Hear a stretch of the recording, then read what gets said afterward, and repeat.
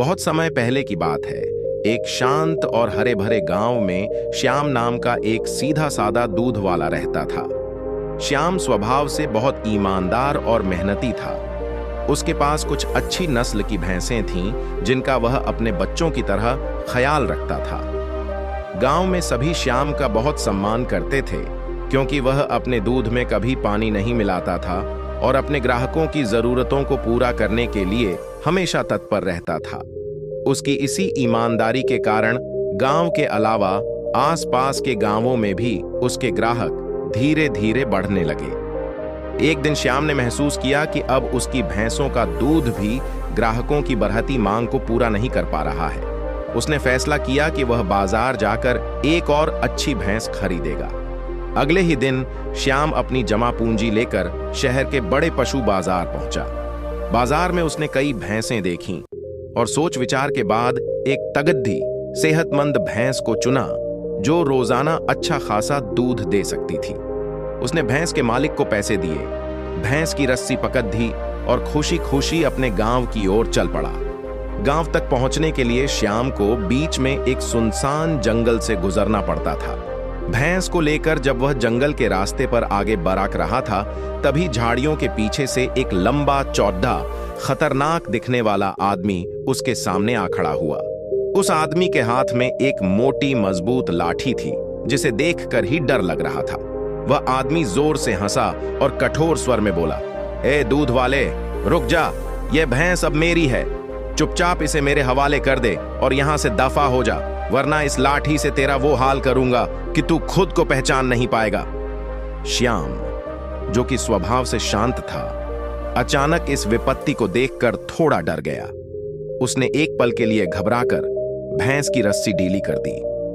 अरे भैया, श्याम ने विनती भरे स्वर में कहा, आप क्यों मेरी भैंस छीन रहे हैं? मैंने तो इसे बड़े मेहनत के पैसों से खरीदा है।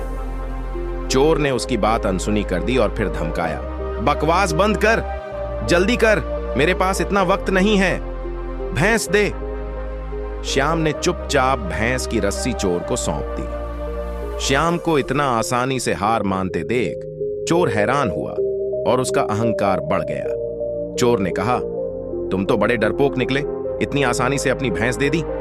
श्याम ने जमीन की ओर देखते हुए जवाब दिया, भैया, लाठी की मार खाने से तो अच्छा है कि भैंस ही दे दूं, लेकिन एक मेहरबानी करो। क्या? चोर ने पूछा। श्याम ने सहमे हुए स्वर में कहा, अब मैं खाली हाथ घर जाऊंगा तो मेरी पत्नी मुझे बहुत डांटेगी। आप यह लाठी ही मुझे दे दो, रास्ते भर इसे पकड़कर चलने से कम मेरी मर्दानगी तो बनी रहेगी। घर जाकर मैं कह दूंगा कि लाठी के बल पर चोर मेरी भैंस ले गया। चोर, जो अपनी ताकत के नशे में चूर था, श्याम की बात सुनकर मूर्खतापूर्ण ढंग से हंस पड़ा। उसने सोचा कि यह दूध वाला तो सचमुच बहुत डरपोक है। बिना सोचे समझे उसने अपनी मजबूत लाठी श्याम को थमा दी। श्याम ने जैसे ही लाठी अपने हाथ में ली, उसके चेहरे का भाव एकदम बदल गया। उसकी आंखों में डर की जगह चमक आ गई। उसने तुरंत लाठी को मजबूती से पकड़ा और गरजते हुए चोर से कहा, सुन रहे हो चोर, अब यह लाठी मेरे हाथ में है और इस लाठी के बल पर अब यह भैंस मेरी है। जल्दी से मेरी भैंस की रस्सी मुझे लौटा दे, वरना मैं अभी तेरी यह मूर्ख खोपड़ी तोड़ दूंगा। चोर भौंचक्का रह गया। उसकी समझ में आया कि उसने कितनी बड़ी गलती कर दी है। जिस शक्ति के बल पर वह भैंस छीन रहा था, वह शक्ति यानी लाठी अब उसके हाथ से जा चुकी थी। वह डर के मारे कांप गया। चोर ने डरते हुए कहा, ठीक है, ये ले अपनी भैंस, अब मेरी लाठी मुझे वापस दे दे। श्याम ने अपनी भैंस की रस्सी वापस ली और कहा, कौन सी लाठी? कैसी लाठी?